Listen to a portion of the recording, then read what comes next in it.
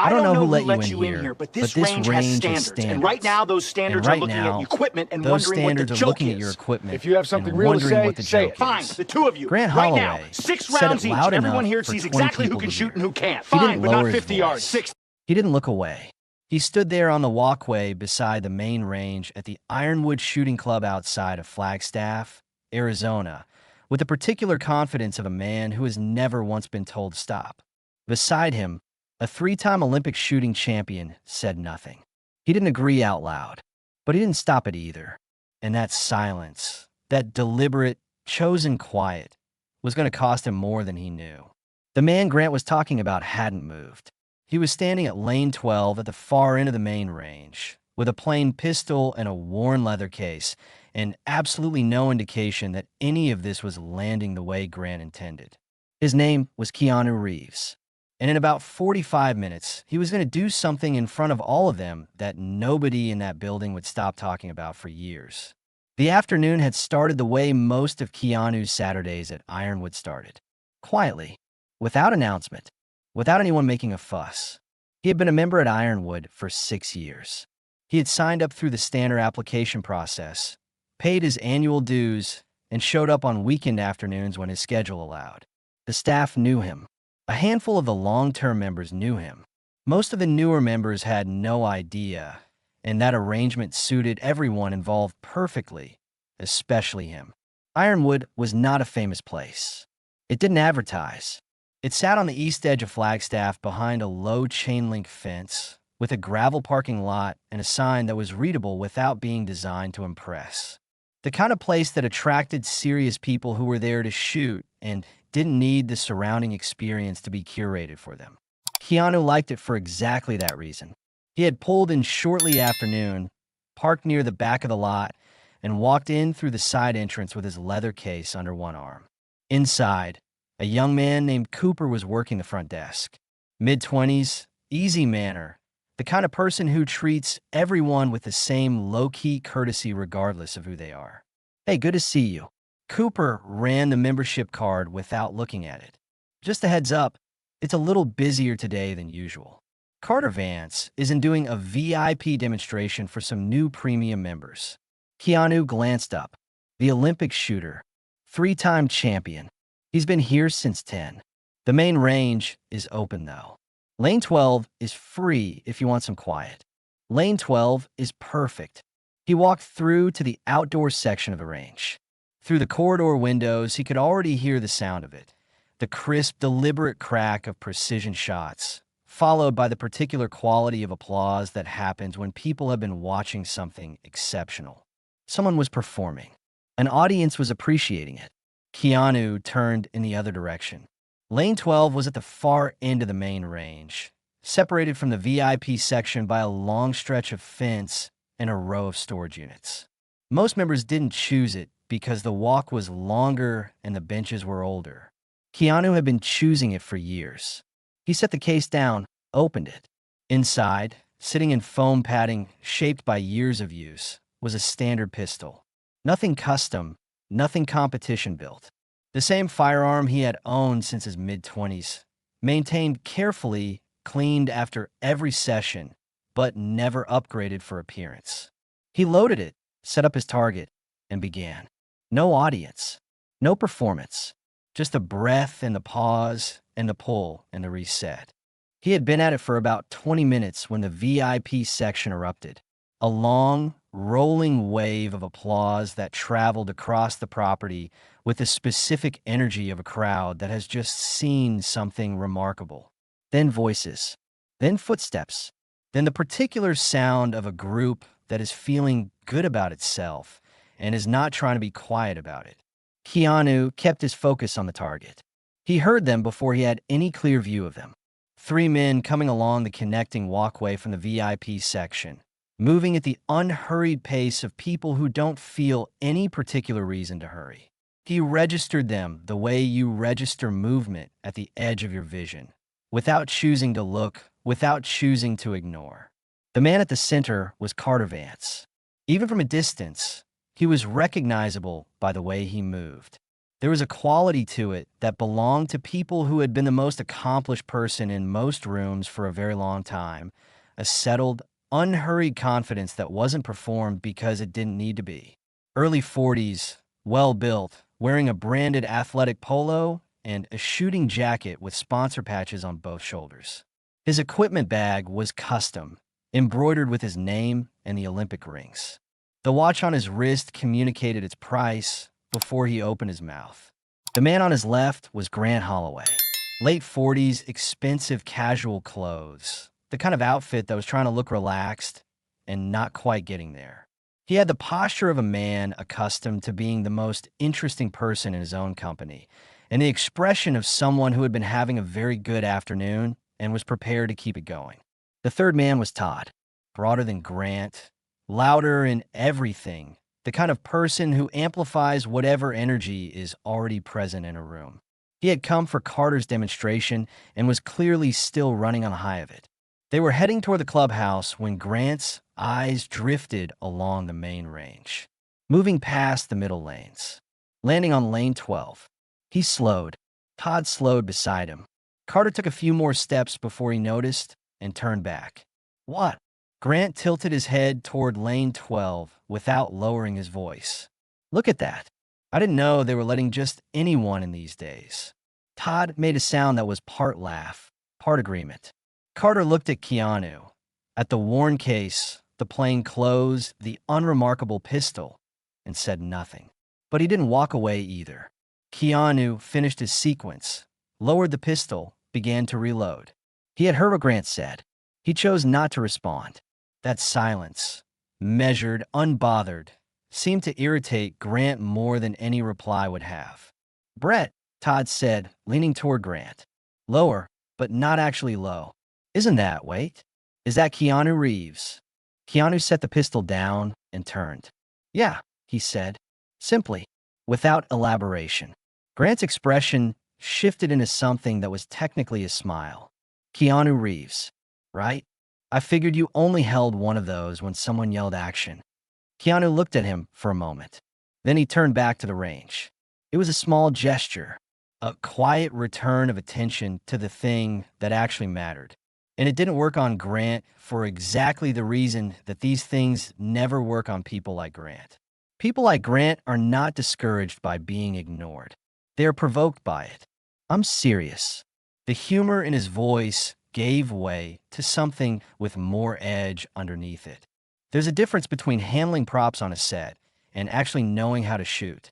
Hollywood guys come through here sometimes. They try to look the part. I understand why. It's good for the image. But everyone here knows the difference between looking the part and being the part. A voice cut through from the far side of the range. Clear, unhurried. Helen Marsh had been at lane 10 since before any of them arrived. She was in her early 60s, silver-haired, wearing a faded canvas shooting vest over a plain flannel shirt. The kind of person whose stillness carries more weight than most people's volume.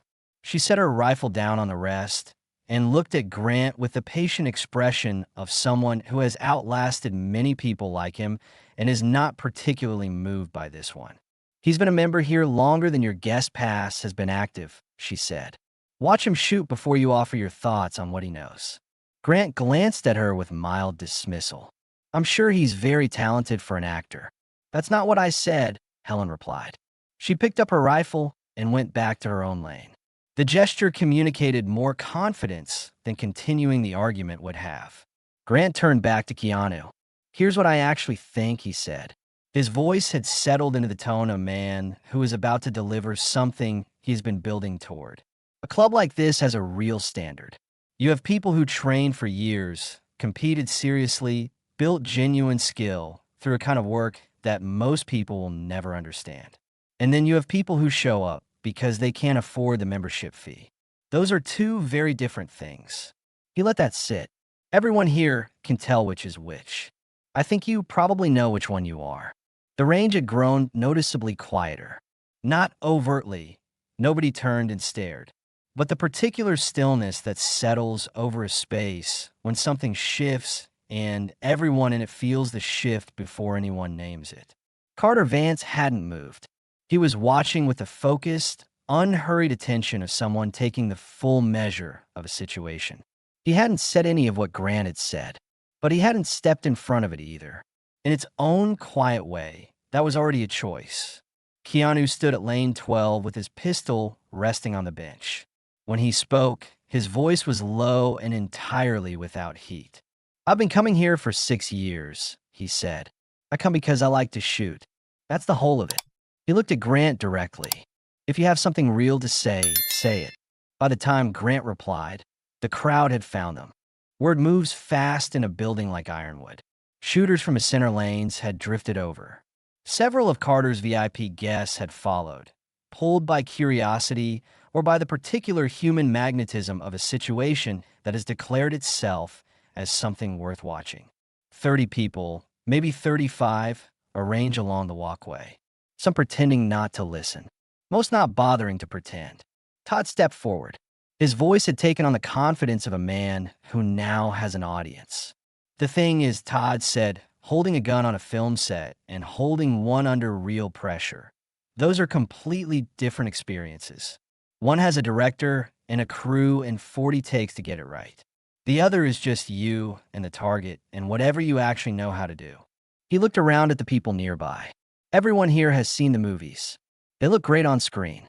That is genuinely not the same thing as being able to shoot." A few people shifted uncomfortably, not because they necessarily disagreed, some of them probably didn't, but because the tone had moved past observation into something designed to diminish, and most people can feel that distinction even when they don't have language for it. Carter stepped forward. His voice was measured, but the edge in it was real. "I'll be straight with you," he said. "I respect what you do, but film sets have camera angles and choreographers and the ability to reset. Out here, there's none of that. It's you, the target, and what you actually know. I've spent 20 years building that. I've stood on Olympic platforms in front of the world. So when I ask if you can actually shoot, not perform shooting, actually shoot, that's not an insult. It's an honest question." He held Keanu's gaze. "Can you?" Keanu had listened without interrupting. When Carter finished, he looked at him steadily. "Then ask it," he said. Something about those two words shifted the air in the room. A few people exchanged glances. Several experienced shooters in the group tilted their heads slightly, the specific posture of people recalibrating. Grant moved in before Carter could respond. He'd been waiting for exactly this opening. "Fine," he said. "The two of you. Right now. 30 yards, 6 rounds each. Everyone here sees exactly who can shoot and who can't." He let a beat pass, his eyes on Keanu. "And since we're being direct, if you lose, you cancel your membership. You walk away from this club. Because if you can't hold your own here, among people who take this seriously, you don't belong here." The crowd went still. Not politely still. The held breath kind. Helen Marsh set her rifle down again. "That's not a competition," she said. "That's an eviction dressed up to look like one." Todd turned toward her with a dismissive wave. "Nobody asked for your opinion. Stay out of it." Several people in the crowd stiffened. Helen didn't raise her voice, didn't change her expression. She simply looked at Todd with the absolute stillness of someone who has seen considerably more of the world than he has, and will still be here long after his particular brand of noise has finished echoing. Then she said nothing. She didn't need to. The range master appeared at the edge of the group. His name was Pete Granger. He had been running the range at Ironwood for 28 years. Broad-shouldered, early 60s, weathered in the way of someone who has been outdoors for most of his adult life. He moved without urgency, but the space around him cleared naturally. "If there's a competition on this range, it runs by club rules," he said. His voice had the quality of something that had never needed to be loud to be heard. "I set the targets. I verify the results. I call the scores. No exceptions." He looked at Grant without any particular expression. "Membership standing is not a condition of any competition held here. That is not how this club works. That has never been how this club works." Grant looked like he wanted to push back. Something in Pete's expression, not aggressive, just entirely permanently unmovable, persuaded him otherwise. He gave a small shrug, the gesture of a man pretending he hadn't just been overruled in front of 30 people. Carter looked at Keanu. Do you want to shoot or not? Keanu picked up his pistol, checked it once with the same unhurried routine he always used. Set back down. I'll shoot, he said, but not at 30 yards. Carter raised an eyebrow. 50 yards, Keanu said. The ripple moved through the crowd before Carter could respond. A few sharp exhales. Someone near the back said something under their breath. The person beside them nodded slowly. Todd made a short, disbelieving sound. 50 yards with a pistol, he said. That's fine, Carter said, cutting him off. His voice stayed even, but something behind his eyes did a rapid, quiet recalculation. He was a 3-time Olympic champion. He was not going to show hesitation because an actor had named a longer distance. 50 yards it is. Grant spread his hands slightly, as if this were still going according to the plan he had set in motion. Even better, more distance, more room to see the difference. Pete looked at Keanu. You're certain? Yes, sir. Pete nodded once, picked up his clipboard, and walked down range to reset the targets. The crowd watched him go and rearranged itself while he was gone, finding better sight lines, moving slightly forward. The quiet, instinctive repositioning of people who have decided that this particular afternoon is going to be worth paying attention to. Helen moved to the edge of the lane nearest Keanu and kept her voice low. 50 yards is a long way with a standard pistol. You know that. He looked at her. The same expression he'd had since the moment all of this began, composed without any performance of composure. I know, he said quietly. Thank you, Helen. She studied him for a moment, then gave a small nod and stepped back. Pete finished positioning the targets, turned, and walked back at the same even pace. Fresh targets at 50 yards. 6 rounds each. Shot in sequence. I'll verify the results personally. He looked at Carter. Mr. Vance, whenever you're ready. Carter walked to the firing line the way champions walk to things they know how to do. No ceremony in it. The settled, unhurried quality of a person who has done this particular thing so many times that the doing of it has become its own kind of home. He drew his competition pistol, precision engineered, balanced to fractions, the grip shaped exactly to his hand after 2 decades of use. He checked it with the methodical routine of someone for whom the routine is not preparation for performance. It is the performance in the truest sense. Every step of it matching equally. He loaded without hurry. Step to the line. The range went completely quiet. Carter raised the pistol. Textbook stance, weight forward, arm extended with 2 decades of controlled precision behind it. For a man who had stood on Olympic platforms in front of thousands of people, 35 people at an Arizona shooting club on a Saturday afternoon wasn't pressure. It was just another room. 6 rounds. Clean and metronomic, each shot following the last with the mechanical reliability of a finely tuned instrument doing exactly what it was designed to do. He lowered the pistol and stepped back. His face gave nothing away. He had done what he came to do, and he had done it well. Pete walked downrange, examined the target carefully, took out his measuring tool. Came back. 6 rounds. 5 in the bullseye, 1 just outside. Group measures 5 3/4 inches. Total score 54 out of 60. The applause was warm and genuine. 54 out of 60 at 50 yards with a pistol is not a good score in the way that everyday things are good. It is an exceptional score, the kind that belongs to a very small number of people in the country. Several experienced shooters in the crowd nodded with real respect. Carter accepted it with a modest tilt of his head, but his eyes moved immediately to Keanu. Grant leaned toward Todd and said something quiet. Todd smiled. Keanu picked up his pistol, the same worn, unadorned firearm from the scratched leather case, and walked to the firing line. Someone in the crowd made a low comment about the gun. A few people smiled. Keanu heard it. He showed no sign. He stepped to the line. At 50 yards, the target was a distant shape. The kind of distance where even skilled shooters see their groups open up, where technique meets its real test and the margin for error narrows to almost nothing. He looked at it without expression. A long moment. Then he settled. No elaborate pre-shot routine. No adjustment of an expensive grip. He simply stood, raised the pistol, and breathed. One long, slow breath in, halfway out. A stillness that seemed to come from somewhere deeper than concentration alone.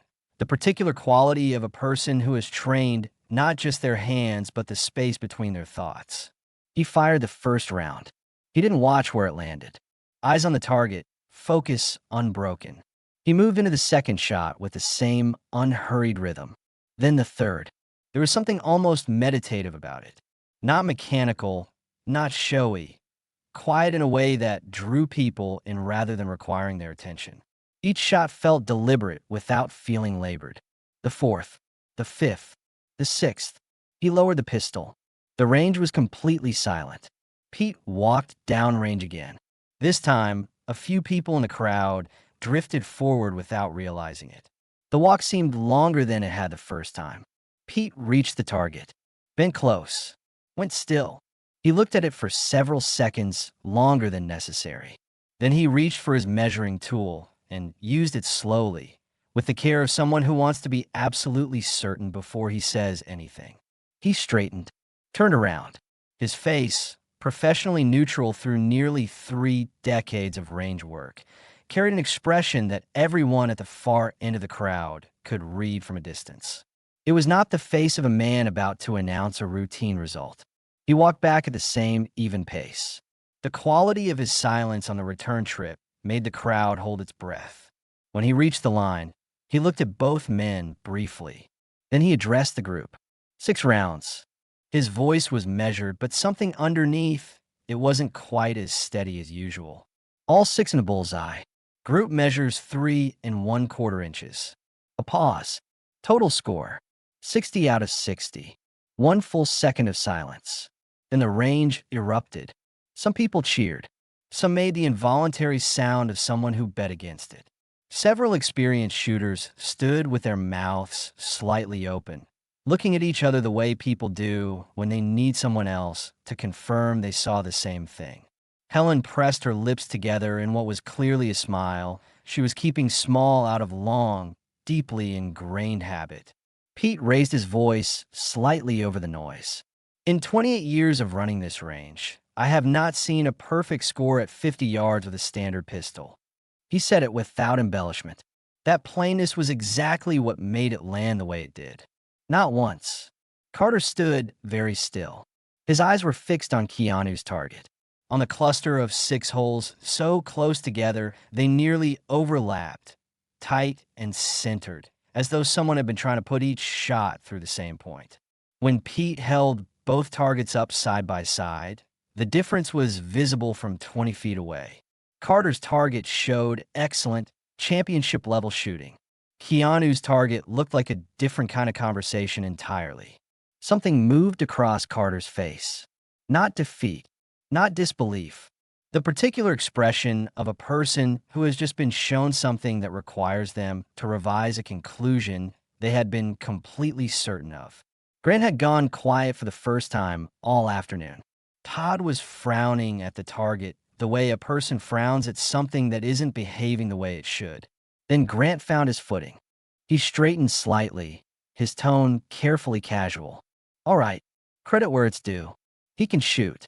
He glanced at the crowd, making sure he still had it. But let's be honest. He's had access to the best trainers in the country, the best facilities, a level of professional preparation that most competitive shooters will never come close to. That's not what Carter built over 20 years. You could buy excellent coaching, a deliberate pause. You cannot buy dedication. A few people in the crowd shifted. The words had surface logic, and Grant was skilled enough to construct that surface quickly. But Carter wasn't nodding. He was looking at the ground. His jaw was set.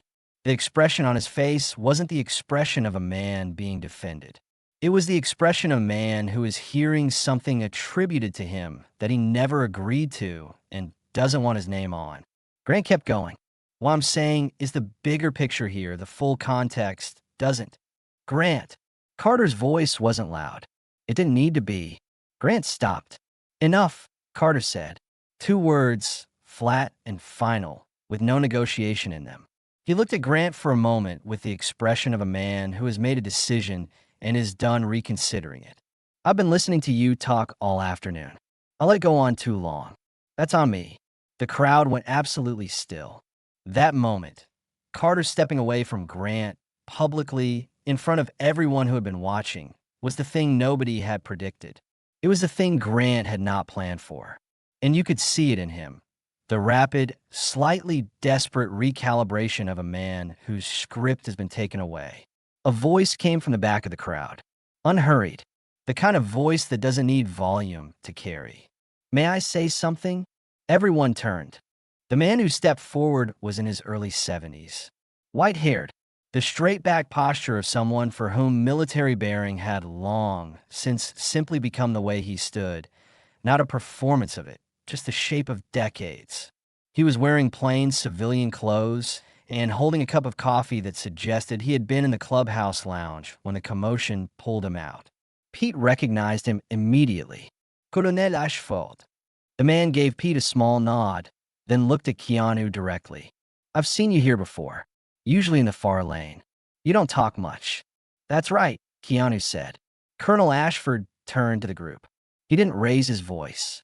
I spent 31 years in the military, the last several overseeing marksmanship and firearms training programs, both within the armed services and in specialized civilian contexts. I know what serious training looks like. He paused, and I know what it produces. He looked at Grant. What you just described, buying access to good coaching, is exactly what serious athletes and serious professionals do. It is how skill gets built in every field worth being serious about. The idea that training only counts when it arrives through one specific channel and not another is not a principle. It is a preference dressed up as one. He looked around the group steadily. What I can tell you is that the training Keanu Reeves undertook, not for a promotional appearance, not to look convincing on screen, but because he wanted to genuinely understand the craft, was the kind of training that professionals in the military and law enforcement communities respect. The result you just saw on that target is not an accident. It is not a production. His voice stayed level. The difference between someone who is genuinely skilled and someone who simply wants to be seen as superior to others is visible eventually to everyone in the room. Today, it was visible at 50 yards.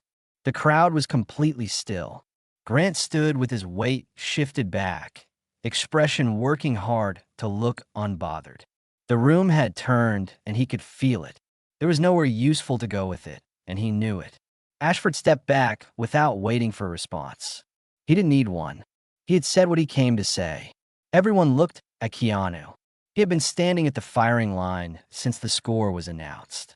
Pistol at rest, posture unchanged. He hadn't smiled when the crowd erupted.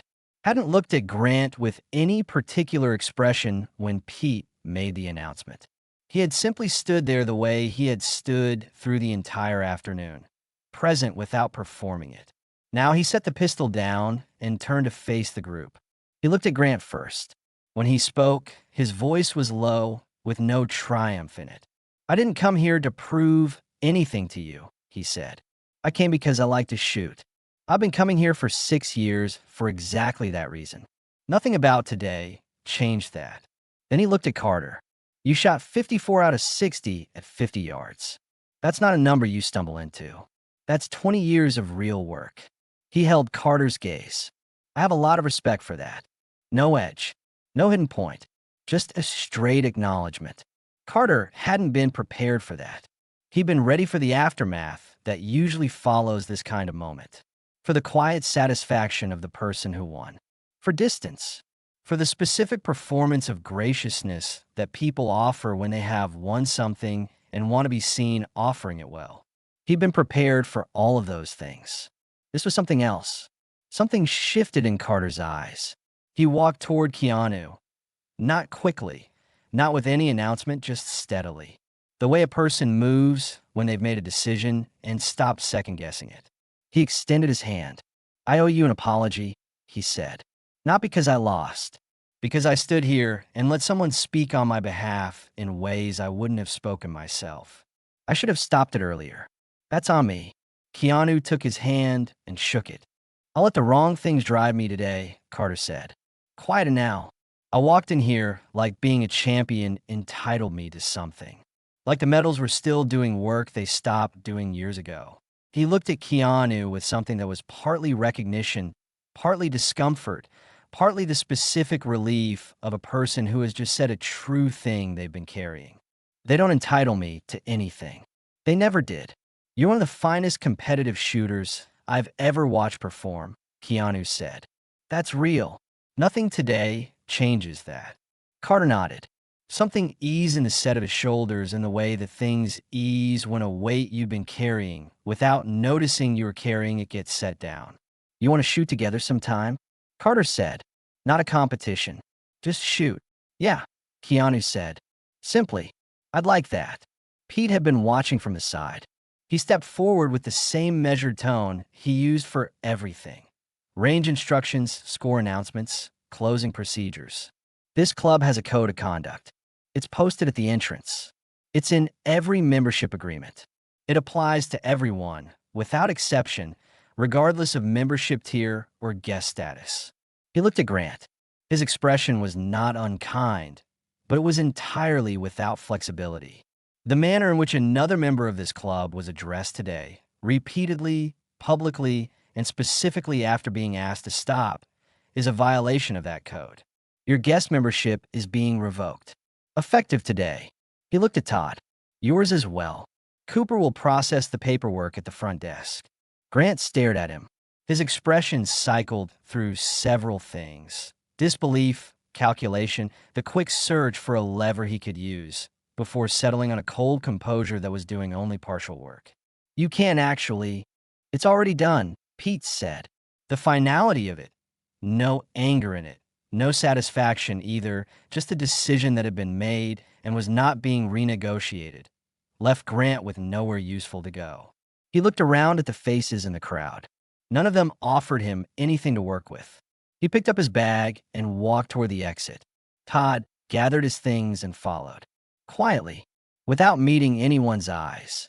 The door at the far end of the walkway closed behind them. Nobody said anything for a moment. Then Helen Marsh, from Lane 10, looked at Pete and gave a small, level nod. He returned it. Colonel Ashford moved toward a group of younger members who had been watching the afternoon with the focused attention of people filing something away for later. He didn't make a speech. He spoke the way a person thinks out loud when they're not performing for an audience. "What happened here today happens everywhere," he said. "All the time. Usually without a target to settle it so cleanly. Someone shows up without the expected credentials, without the right equipment, without the right associations. And someone else decides, on that basis alone, that the person doesn't belong before they've done a single thing." He paused. Talent doesn't announce itself in advance. It doesn't dress a certain way. It doesn't arrive with the right people or the right bag. He looked at the exit, then back. If you've already decided what someone is worth before you've seen what they can do, you're not evaluating. You're just confirming what you already thought. He set his coffee cup down on a nearby shelf. That's not a small error. It's the kind that follows you. He looked at the younger members. Remember that. They listen with the focused quiet of people who are actually hearing something and know it. Keanu stood nearby, taking it in with the same attentiveness he'd brought to the whole afternoon. When Ashford finished, the older man caught his eye and gave a small nod, the kind that carries more than its size suggests. Keanu nodded back. The story left Ironwood the way most true things do. Not all at once, but carried out in pieces by the people who had been there. By that evening, members were telling it to people who hadn't been present. By the following week, it had reached the broader shooting community in Arizona. A small sporting publication picked it up, then someone shared it outside that world. A journalist eventually reached Keanu through his publicist. His response was short. "I went to the range to practice. That's all I was there for. Anything else, I'd rather leave at the range. The journalist pressed. Had he wanted to prove something? I went because I like to shoot. I've been saying that from the beginning. No follow-up. No social media post. No managed narrative. For a person whose name was attached to one of the most recognized film franchises in the world, the silence was, in its own way, more striking than anything he could have said. Carter Vance wasn't seen publicly for several weeks after Ironwood. He declined media requests, didn't post, didn't issue a statement.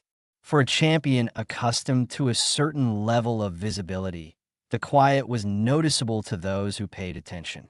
Pete Granger found out what Carter was actually doing the way he found out most things, not through searching, but because someone mentioned it in passing. A friend who ran a youth athletic center on the west side of Flagstaff. Carter had been coming in on Saturday mornings.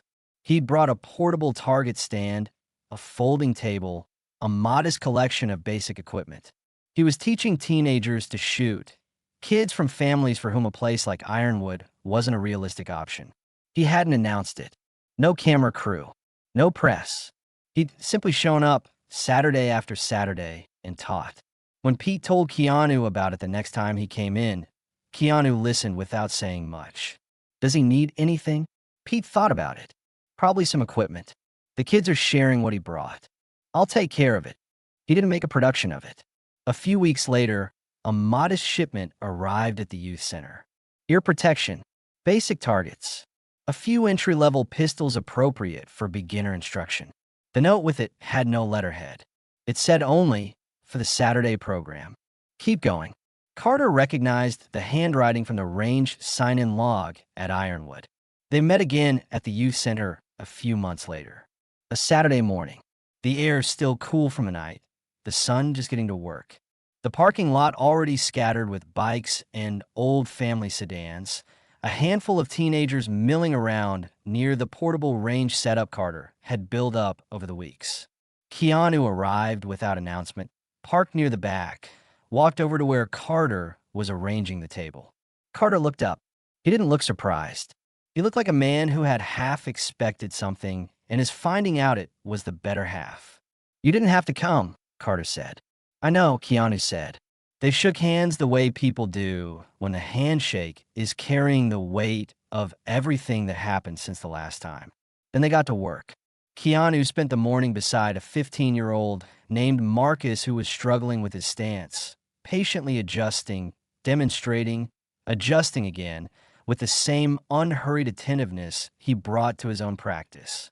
Carter worked with a group of older teenagers on the other side of the lot, his Olympic-level technique broken down into the smallest possible pieces, made genuinely accessible rather than impressive. At no point did anyone in that parking lot take a photograph. Back at Ironwood, the changes were quieter but real. Helen Marsh became the informal coordinator of a new junior shooting program, something the club had talked about for years without organizing.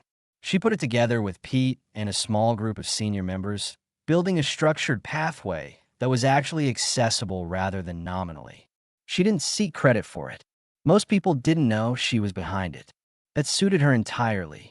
Colonel Ashford, who learned about the new training facility at Ironwood when Pete named it Ashford Hall without consulting him, came in one Saturday to find a small brass plate beside the door. He stood in front of it for a long moment. Then he walked inside, found a seat near the window, and watched a group of new members working through their first supervised session. After a while, he took out a notepad and began writing suggestions for the curriculum. He left it on Pete's desk on his way out.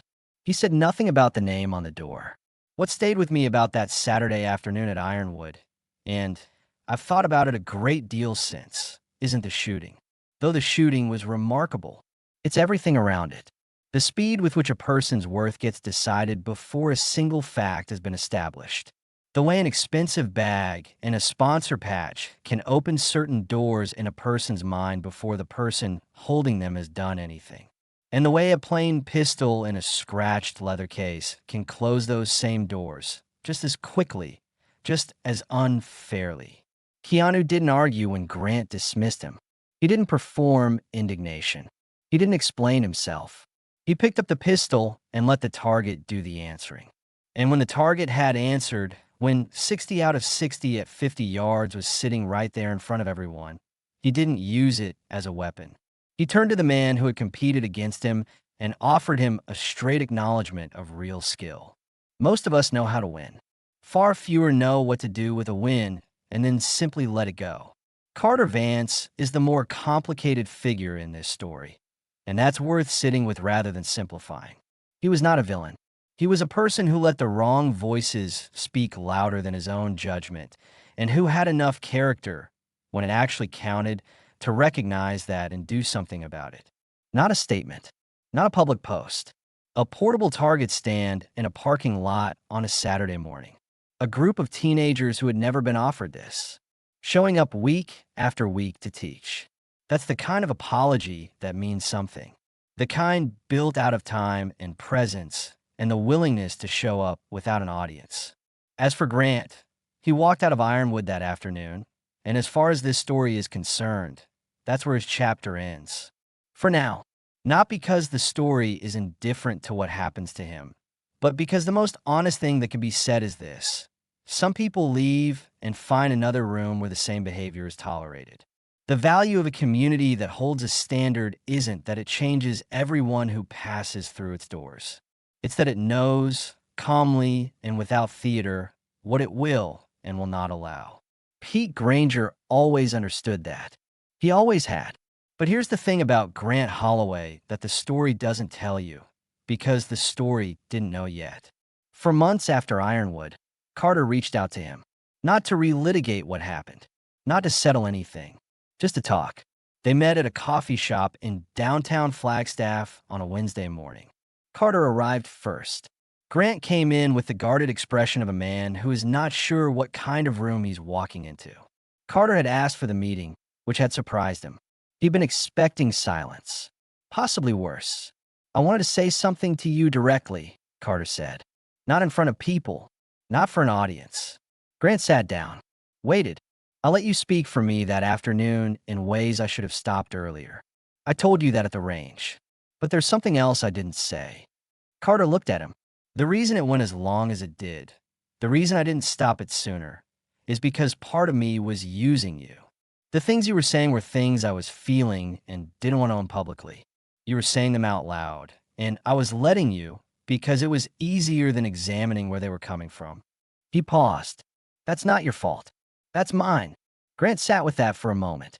"I've been like that for a long time," he said finally. His voice was different from the voice he'd used at Ironwood. Lower, less constructed. "The thing at the range, it wasn't about you or him. I've been walking into rooms my whole life and deciding who deserved to be there and who didn't. I never really examined where that came from." He looked at his coffee. "I know where it came from." Carter listened. "My father was the kind of man who sorted people," Grant said, "into categories. The ones who earned their place and the ones who were given it. He passed that on to me like it was something worth keeping." He was quiet for a moment. "I'm not sure it was." They sat in that coffee shop for 2 hours. They didn't solve anything, but they talked the way people talk when they've decided to stop managing the distance between themselves and the truth. That conversation didn't make the news. Nobody photographed it. It didn't go online. It was just two men sitting across from each other on a Wednesday morning, doing the specific, unglamorous work of looking honestly at something they'd both rather have continued ignoring.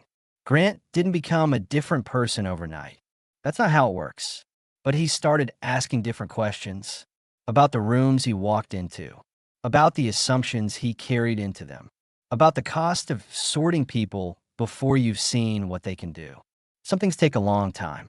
The ones worth taking a long time with usually do. Some months after all of this, Keanu came in on a Saturday afternoon, as he had been doing for 6 years. He signed the log, nodded to Cooper, walked through to the main range. As he passed Ashford Hall, he could hear voices inside, the calm, instructive tone of someone teaching and the focused quiet of people who are paying attention. He settled into lane 12, opened the case, checked the pistol in the sequence that had never changed, and began. Near the end of the afternoon, a new member appeared at the far end of the range. Young, mid-20s, wearing a jacket that was slightly too nice for a Saturday at a shooting range, looking around with a slightly uncertain expression of someone who doesn't yet know how a place works.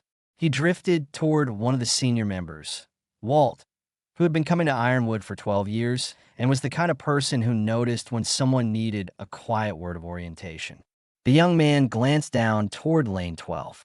The man in the gray hoodie was shooting with a focus and stillness that even a newcomer could recognize as something beyond ordinary.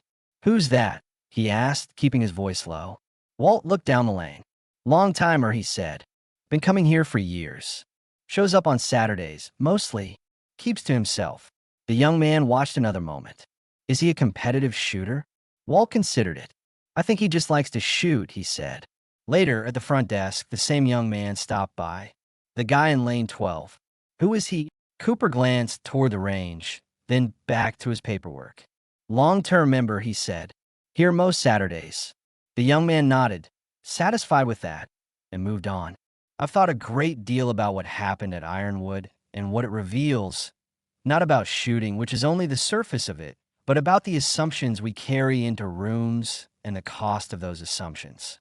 The instinct to rank people before they've done anything, to decide, based on the label on the case, the quality of the equipment, the company they arrived with, the name on the invitation. That instinct is not neutral. It costs something. It costs you accuracy. It costs you the truth of what is standing right in front of you. And sometimes the thing standing right in front of you is 60 out of 60 at 50 yards. But here's what I want to say about that, because I think the shooting is actually the least important part. When the score was read, when 60 out of 60 was announced in front of 35 people who had watched the whole thing, Keanu Reeves didn't smile.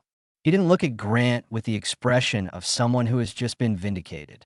He turned to Carter Vance, the man who had competed against him, and said, "You shot 54 out of 60 at 50 yards.